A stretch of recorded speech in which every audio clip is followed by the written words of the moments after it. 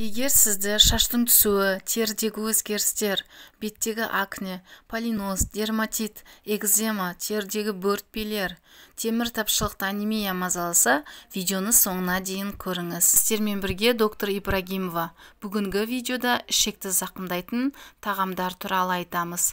Терідегі өзгерістер, шаштың түсуі, темір тапшылықты анемия барлығының негізгі себебі асқазан ішек аурулары. Сізді жоғарыдағы белгілер мазаласа, міндетті түрде емдеуді ішектен бастау керек. Себебі іштегі өзгерістерді тері арқылы білуге болады. Қысқа ас қорыту жүйесіне тоқталып өтсек, ол өңеш, асқазан, өт, бауыр және ішектен тұрады. Ас өңеш арқылы асқазанға түседі. Асқазанда негізгі белок, амин қышқылдар, витамин минералдардың, яғни темір, В12 витаминінің қорытылу процестері жүреді. Сондықтан темір жетіспеушілікті анемия, шаштың түсуі болса, асқазанды міндетті түрде тексеріңіз. Өт қабы және бауыр. Бауырда өт қышқылдары синтезделеді және өт жолдар арқылы өт қапшығына түседі. Сол жерде жиналады. Асқазаннан түскен тағам өт және ұйқы безінен бөлінген ферменттермен ішекке түседі. Ішек екі бөліктен тұрады: жуан және жіңішке ішек. Жіңішке ішекте бүкіл негізгі қоректі заттардың сіңірілу процесі болады. Олар белок, көмірсу, май, микроэлементтер, витамин және минералдар.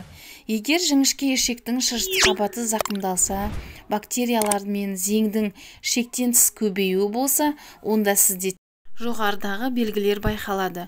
Енді ішекті зақымдайтын 5 тағам туралы айтамыз. Біріншісі алкоголь. Алкоголь құрамында этил спирті болады. Ацетальдегид ішектің шырышты қабатын зақымдайды. Алкоголь ішектегі микрофлораның сапасын, санын өзгертеді.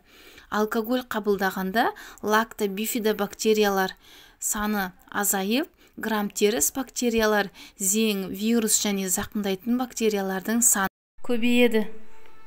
Осы грамм-теріс бактериялардың көбеюі ішектің шырышты қабатын зақымдайды. Ішек зақымдалса, витамин, минералдар жетіспеушілігі дамиды. Екінші топқа қант алмастырғыш фруктоза жатады. Бізге белгілі қант бүкіл ағзаға кері әсер етеді. Қант диабет ауруы және басқа аурулардың негізгі себебі болып табылады. Қант грамм-теріс бактерия, яғни шартты патогенді бактериялардың негізгі тағамы, сондықтан олардың көбеюіне алып келеді. Яғни стафилококк, стрептококк, кандида зеңі. Осы қоздырғыштар акне, кандидоз, молочница, дерматит, экзема, шаштағы қайызғаққа алып келеді. Жемістердегі фруктозаның ағзаға әсері. Адам ағзасы тәулігіне 25-30 грамм фруктозаны қорытуға қабілетті. Мысал келтіріп айтсақ, бұл орташа 2 дана жеміс. Егер 5-6 дана мандарин немесе қарбыздың жарты бөлігін жесеңіз, құрамындағы фруктоза ішекте бактерияларға қантпен бірдей әсер етеді. Көбі қант алмастырғыштар қантқа қарағанда пайдалы деп ойлайды.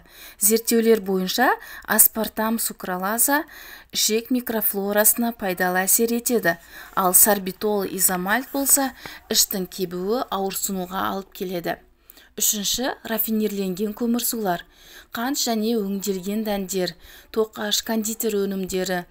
Рафинирленген көмірсуларда минерал, витаминдер аз. Ағзада олар 40 минуттан кейін глюкозаға айналады. Ал глюкоза грамм-теріс бактериялар үшін қорек болып есептеледі. Төртінші, глютен.